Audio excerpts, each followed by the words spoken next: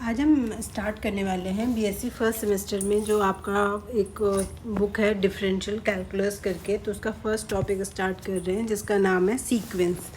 तो सीक्वेंस की mathematical definition पढ़ने से पहले हम इसका जनरल मीनिंग जानेंगे, जो कि आपने ऑलरेडी 11th-12th में देखा होगा थोड़ी थोड़ी चीज़ें। तो हम पहले उसी की ही चीज़ें जो है वो रिकॉल करेंगे और एक जनरल अंडरस्टैंडिंग लेंगे कि सीक्वेंस होता क्या है। उसके बाद हम नेक्स्ट वीडियो में हम इसके मैथमेटिकली डेफिनेशन के ऊपर जाएंगे। ओके, तो सबसे पहले इसकी डेफिनेशन की अगर बात करें कि सीक्वेंस होता क्या है, तो सीक्वेंस का मतलब होता है, अगर हम हिंदी में बात करते हैं तो सीक्वेंस को जनरली हम कहा जाता है अनुक्रम कहा जाता है। ठीक है, तो सीक्वेंस का मतलब ये होता है कि एक लिस्ट है नंबर की, बहुत सारे नंबर्स हैं और उसकी एक लिस्ट है। तो उसका जो ऑर्डर सही नंबर्स जब आप एक सीक्वेंस में या एक लिस्ट बनाते हैं तब हम उसे सीक्वेंस कहते हैं। फॉर एग्जांपल, हमने कुछ भी लिख लिया, मान लीजिए 1 लिख लिया, देन 2 लिखा, देन 3 लिख लिया, 4 लिख लिया, dot dot dot dot dot infinity. ठीक है, तो इसमें क्या है, ये एक नंबर्स की लिस्ट है।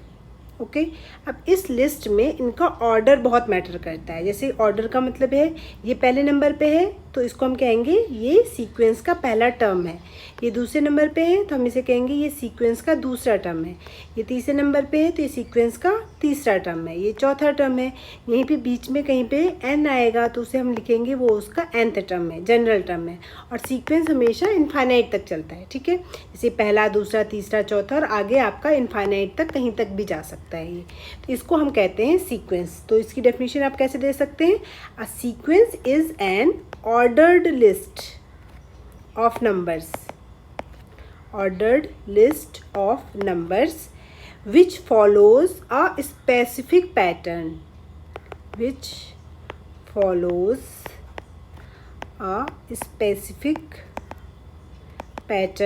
और रूल। तो हम इसे कहेंगे एक सीक्वेंस है। ओके, अब इसके जो हम ऑर्डर की बात करें कि ऑर्डर क्यों वैल्यूएबल होना चाहिए, वो इसलिए होना चाहिए जब आप सेट लिखते हैं। देखिए, सेट और सीक्वेंस में क्या अंतर होता है। सेट हमने पहले पढ़ा था, कलेक्शन ऑफ ऑब्जेक्ट्स होता है। ठीक है, मान लीजिए आपके पास कुछ भी नंबर्स थे, आपने उनको कलेक्ट कर लिया, यानी कि 2 लिखा, 1 लिखा, 4 लिख लिया, 3 लिख लिया, dot dot dot so on.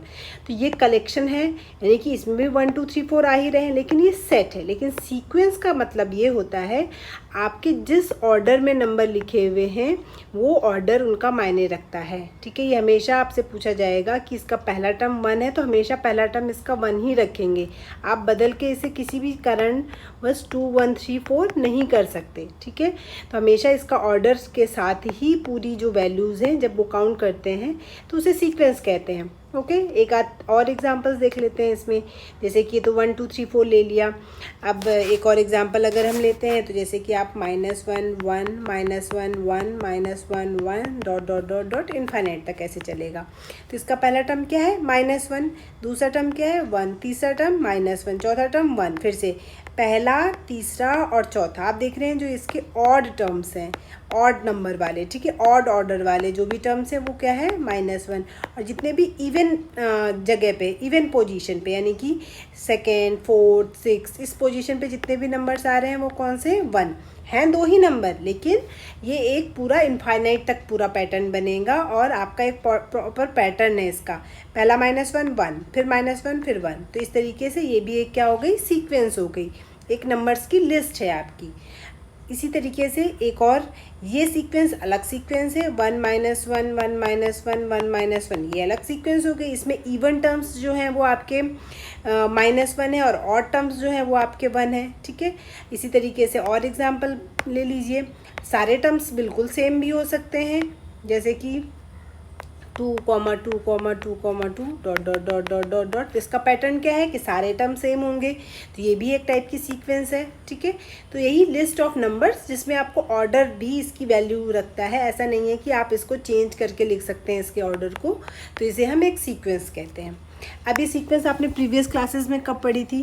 तो अगर आपको याद होगा, आपने शायद 11th में पढ़ा होगा, अर्थमेटिक सीक्वेंस करके पढ़ी थी। ठीक है, तो जनरली हम इसमें कुछ भी हो सकता है, ऐसा नहीं है कि इसी टाइप में होते हैं। जनरल जो टाइप हमने इसमें क्लासीफाई किया हुआ है वो हम कर सकते हैं। इसमें एक हो गया आपका अर्थमेटिक, अगर इसमें सेट होती है तो अर्थमेटिक सीक्वेंस हो गई एक। नेक्स्ट टर्म आता है जिसको हम कह सकते हैं जो सीक्वेंस होती है वो होती है एक ज्योमेट्रिक सीक्वेंस। Geometric sequence. एक और सीक्वेंस आती है जिसे आपने सुना होगा हाइपर ज्योमेट्रिक। और एक और सीक्वेंस है जिसे हम यहाँ पे नाम दे रहे हैं फिबोनाची सीक्वेंस। फिबोनाची सीक्वेंस, ठीक है। तो ये जनरली इन टाइप में, अगर ये पर्टिकुलर टाइप्स आपने ऑलरेडी पढ़े हुए हैं, ठीक है, तो इनके एग्जांपल्स देख लेते हैं फटाफट। अर्थमेटिक सीक्वेंस क्या होती है? जैसे कि जब अर्थमेटिक में क्या होता है, जब आपका किसी भी दो कंसेक्यूटिव टर्म्स का जो डिफरेंस होता है वो सेम होता है तो उसे अर्थमेटिक सीक्वेंस कहते हैं। जैसे कि आपने ये सीक्वेंस ले ली, मान लीजिए 1 है, देन आपका 5 आ गया, देन आपका 9 आ गया, देन आपका 13 आ गया, देन 17 आ गया, डॉट डॉट डॉट डॉट, ऐसी सो ऑन इनफाइनाइट तक चलेगा, ठीक है। तो ये कैसी सीक्वेंस हो गई? अर्थमेटिक। अर्थमेटिक का मतलब क्या होता है? हमने इसमें कहा था ना, कोई एक रूल फॉलो करते हैं, स्पेसिफिक पैटर्न होता है। तो इसका पैटर्न क्या है? नेक्स्ट टर्म पिछले वाले टर्म से 4 बढ़ जाएगा, ठीक है। यहाँ पे पिछले वाले टर्म से 4 इंक्रीज़ हो गया, 4 इंक्रीज़ हो गया। तो इस तरीके से ये भी एक सीक्वेंस है, लेकिन इस सीक्वेंस में जब पिछले वाले टर्म किन्हीं भी दो टर्म्स के बीच में, कोई भी जनरल आप 2 टर्म्स इसमें लीजिए, उनके बीच का जो डिफरेंस है वो कितना है? 4 है। इनके बीच का भी डिफरेंस कितना है? 4 है। तो इसको हम कह सकते हैं ये अर्थमेटिक सीक्वेंस है, ठीक है। इसी तरीके से जब ज्योमेट्रिक सीक्वेंस की बात करते हैं तो इसका भी अपना एक पैटर्न होता है। इसमें क्या होता है? इसमें जैसे कि कॉमन डिफरेंस होता है, इसी तरीके से इसमें जो ये डिफरेंस आता है दो कंसेक्यूटिव टर्म्स के बीच में, इसको कहते हैं कॉमन डिफरेंस। और ज्योमेट्रिक सीक्वेंस में क्या आता है? इसको हम कहते हैं कॉमन रेशियो।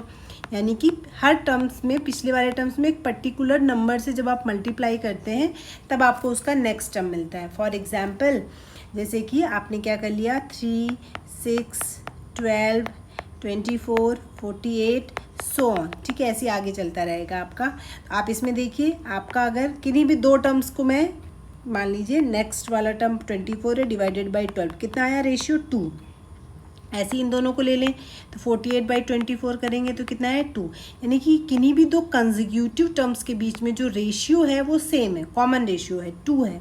तो जब रेशियो हमेशा सेम, जैसे इसमें भी 2, इसमें भी 2, आपको नेक्स्ट टर्म निकालना है तो आपको कुछ नहीं करना, 48 × 2 करके जो भी टर्म बनेगा वो आपका नेक्स्ट टर्म हो जाएगा। तो इस तरीके से आप इसके सारे टर्म्स निकाल सकते हैं। तो ये कैसी सीक्वेंस हो गई? ज्योमेट्रिक सीक्वेंस हो गई, ओके। तो ये ज्योमेट्रिक सीक्वेंस का एग्जाम्पल हो गया। नेक्स्ट आता है आपका हाइपर ज्योमेट्रिक सीक्वेंस। क्या होती है?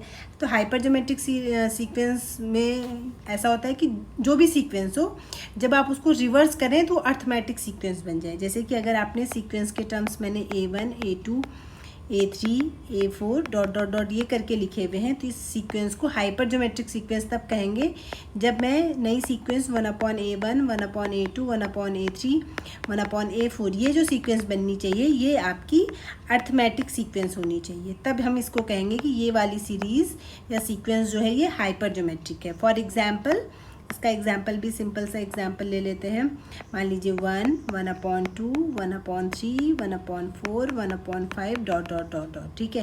तो ये भी एक टाइप की आपकी सीक्वेंस ही है, ठीक है। लेकिन अगर आप टाइप देखें पर्टिकुलर, तो अगर मैं इनका रिवर्स कर दूं, जैसे 1 का रिवर्स तो 1 होगा, इसका 2 हो जाएगा, इसका 3, इसका 4, ये 5, तो ये कौन सी सीक्वेंस बन रही है? ये अर्थमेटिक सीक्वेंस है। क्यों? क्योंकि हर उसमें नेक्स्ट वाले से 2 के बीच में कॉमन डिफरेंस 1 है, सबका डिफरेंस सेम आ रहा है, तो ये एक अर्थमेटिक सीक्वेंस बनेगी। तो इस वजह से इस वाली सीक्वेंस को हम हाइपर ज्योमेट्रिक सीक्वेंस कहते हैं।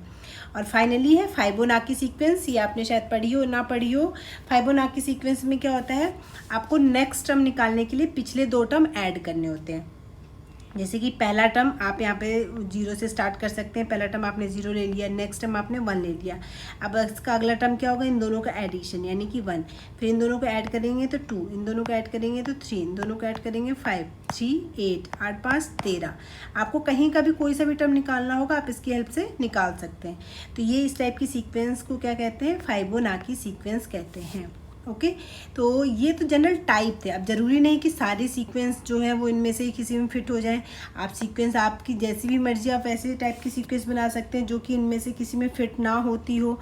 फॉर एग्जांपल, आप रैंडमली कुछ भी ले लीजिए। आपने ले लिया 1 ले लिया, ठीक है, 1 स्क्वायर अपॉन में 1 फैक्टोरियल 1, देन आपने ले लिया 2 स्क्वायर अपॉन 2 फैक्टोरियल, देन आपने 3 स्क्वायर अपॉन में 3 फैक्टोरियल, देन 4 स्क्वायर अपॉन में 4 फैक्टोरियल, ऐसे ऐसे करके। ये भी तो एक नंबर्स की लिस्ट है जिसका पहला टर्म ये है, दूसरा टर्म ये है, तीसरा ये है, चौथा ये है, इस टाइप से एक लिस्ट बनाई है। तो ये भी एक सीक्वेंस है, पर शायद ये सीक्वेंस इन चारों में से किसी टाइप में एग्जिस्ट नहीं करती, ठीक है।